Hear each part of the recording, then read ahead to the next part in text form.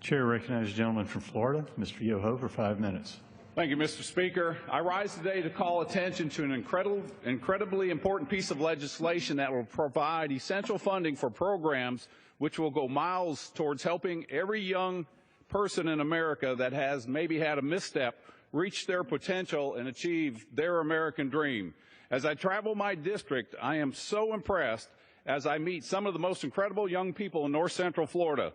These young Americans have the capability of literally changing the world and the capability of bettering their communities and setting a positive example for the youth that will follow in their footsteps.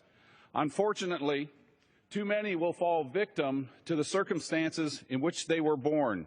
Too many will become familiar with the inside of a juvenile detention facility as the image of the classroom fades from memory and the all too often reality of a life behind bars begins to materialize. I wanted to stress that if this happens to even just one child, that is one child too many. We live in the greatest nation on earth. We tell our children they can be whatever they want to be when they grow up, yet we know the reality for some is that as these very words are spoken, that there's no truth to them.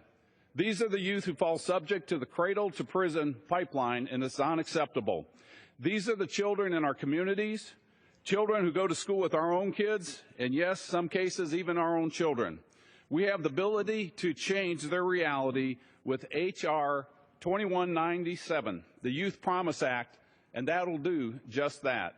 The Youth Promise Act establishes a promise advisory panel of state representatives as well as local promising coordinating councils, which will develop and implement evidence-based, locally controlled, not Washington-controlled youth violence and intervention practices and mentorship opportunities.